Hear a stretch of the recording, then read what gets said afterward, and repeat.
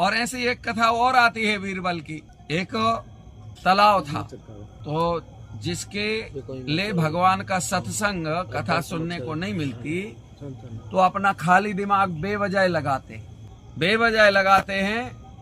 तो राजा ने एक दिन कहा कि तालाब में रात भर कौन रह सकता, दौड़ पिटवा दो कि 1000 असरतियां देंगे जो रात भर गले से डूबकर तालाब में खड़ा रहे। तो एक बुजुर्ग था, भगवान का नाम जप करता था, विश्वास रखता था भगवान पे। उसने कहा मेरी बेटी बड़ी हो गई है तो मुझे शादी के लिए पैसे चाहिए, मतलब धन चाहिए।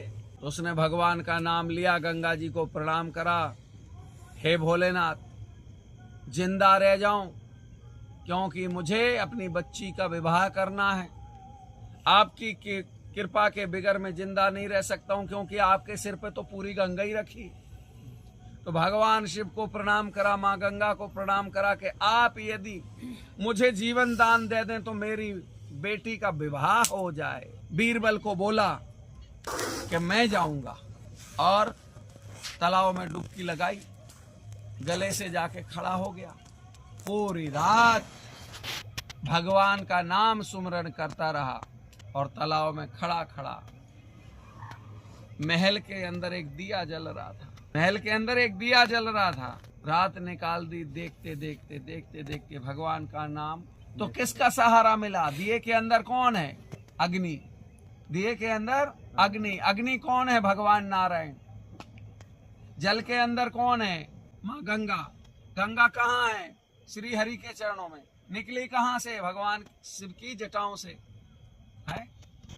तो जुड़ा तो संबंध भगवान से है, और ऊपर से भगवान के नाम का सुमरण, और पूरी रात दिए को देखते रहे। तो सवेरे कहा, लेके गए सभा में, बोले तुम पूरी रात खड़ा रहा? बोले हाँ खड़ा रहा। बोले मरा नहीं? बोले मरता कैसे था? बोले सच बता, तू जिंदा कैसे है? इतनी सर्दी है कड़ाके की कि बर्फ जम जाए शरीर की, फिर तू जिंदा कैसे?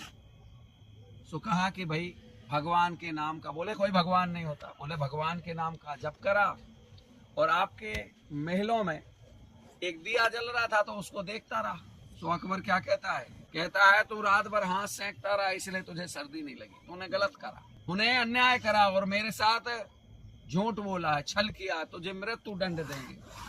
जब ये सुना बीरबल ने, तो बोले राजा साहब सजा बाद में दे देना, पहले मेरी बात का उत्तर दो। इसने गलती की है कि आपके महल का दिया देखा, भगवान के नाम का जप करा, तो महल तो दूर था मगर भगवान पास था। भगवान विश्वास इसका पास था कि मैं भगवान का नाम जप करूंगा, और एक टक जब मैं कहीं देखता रहूंगा तो मेरे अंदर भगवान की कृपा बरसेगी। इसलिए मैं कई बार कथाओं में भी कहता हूँ, लोगों को भी कहता हूँ कि भगवान को देखते रहो, दिया को देखते रहो, ओम को देखते